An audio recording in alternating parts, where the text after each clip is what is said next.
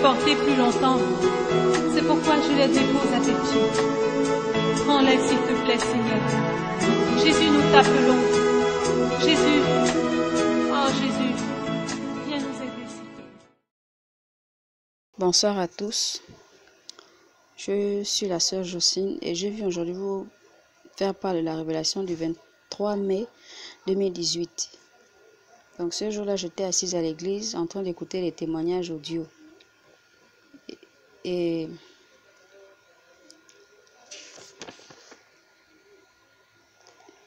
donc pendant que j'étais dans la salle de prière, j'ai vu arriver un de nos patriarches, le patriarche Moïse.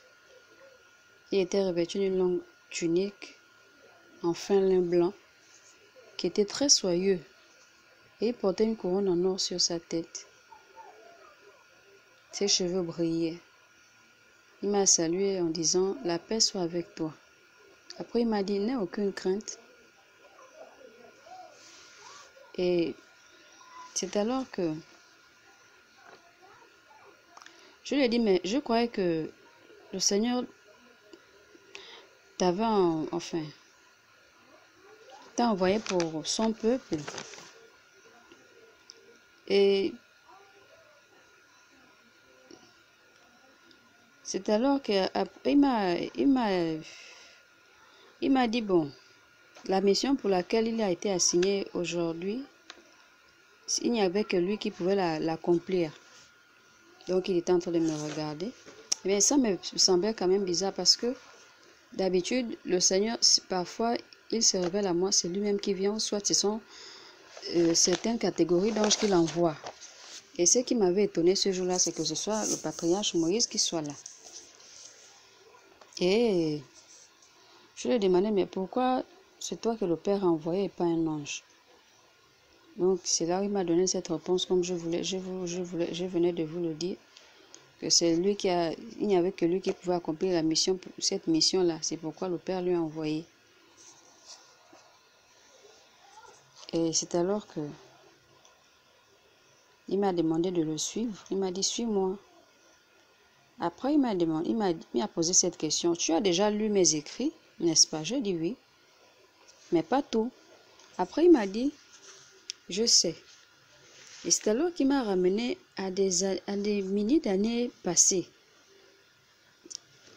Et il m'a mené juste à l'époque où le Seigneur avait fendu les eaux, les eaux de la mer morte.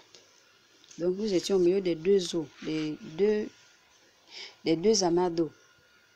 S'il faut dire des deux murs, puisque ça avait formé deux murs, nous étions donc au milieu et la terre était sèche en fait. C'était vraiment, il n'y avait pas la boue, comme on peut dire par exemple que bon, comme il y a eu l'eau là, donc c'est la boue qui est restée, non. La terre était vraiment sèche, on était debout et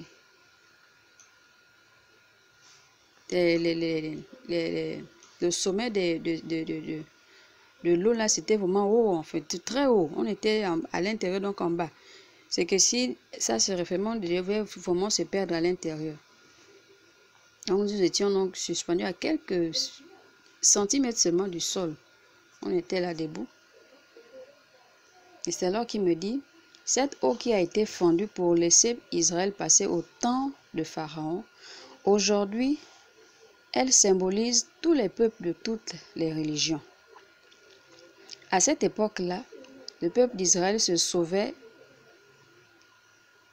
Le peuple d'Israël ne savait plus à quel saint se vouer. Il se sentait confus et perdu, exactement comme le peuple de notre Père l'est aujourd'hui. Mais nous avons un Dieu qui prépare tout à l'avance pour ses enfants. Il a frayé un chemin auquel personne ne s'attendait. Le chemin qu'il avait frayé ce jour-là, c'est le même chemin qu'il fait aujourd'hui. Il suscite ses enfants partout dans le monde et le chemin qu'il a frayé pour eux, c'est celui d'une totale sainteté intérieure et extérieure pour accéder à son royaume éternel. L'image du Pharaon n'est rien d'autre que le prince de ce monde qui tyrannise le peuple de Dieu. Après, il m'a demandé, « Sais-tu ce qui s'était passé avec le veau d'or ?» J'ai répondu, « Non, pas grand-chose. » Il m'a dit, le peuple était saint. Il était déjà consacré à l'Éternel, mais il est écrit que quiconque rejette Dieu, Dieu le rejette. Le peuple avait rejeté l'Esprit Saint pour se lier à l'esprit d'impudicité, celle que vous appelez la reine de la côte. Ce démon n'était pas seul à cette cérémonie. Elle était accompagnée de Lucifer, des démons de l'air, de Mammon, des démons des eaux. Ils étaient en train de blasphémer Dieu. Et pendant qu'il était en train de dire ça, donc je voyais ça effectivement en image. Donc Satan était assis sur un trône. Et ces démons-là que le patriarche Moïse avait cités l'entouraient. Donc ils étaient en train d'observer la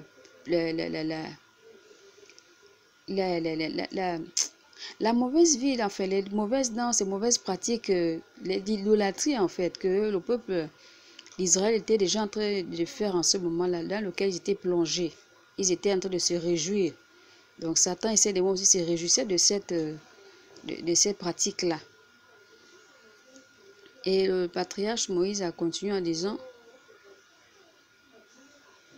que, comme ils étaient en train de blasphémer Dieu, il se moquait de lui en disant, donc le patriarche Moïse disait que Satan et ses démons se moquaient de Dieu en disant, tu croyais pouvoir nous détacher de ce peuple, il nous appartient, nous ne te le laisserons pas. Puisqu'ils aiment l'or, l'argent, les ornements, nous les aurons à base de ça. Tu vas voir, nous les pousserons toujours à te désobéir, ils sont à nous. Et ils se mettaient encore à blasphémer Dieu. Et Satan était assis sur un trône pendant qu'Israël célébrait le veau d'or. Ensuite, j'ai vu Satan faire un pacte avec le peuple et le veau d'or. Et il est en train de dire que ce sera une célébration perpétuelle. C'est alors qu'après m'avoir montré tout ça, le patriarche Moïse m'a ramené à l'église là où j'étais. Et il a pris congé de moi. Donc, je sais que je tenais à partager avec vous. Vivement que cela rapproche chaque personne du Seigneur. Paix et grâce.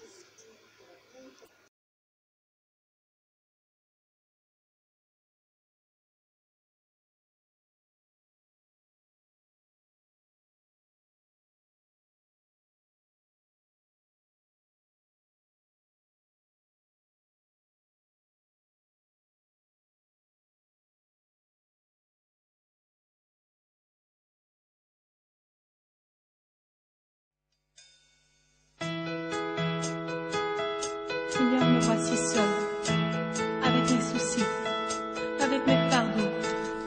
Mais je ne peux plus les porter plus longtemps. C'est pourquoi je les dépose à tes pieds. Prends-les, s'il te plaît, Seigneur.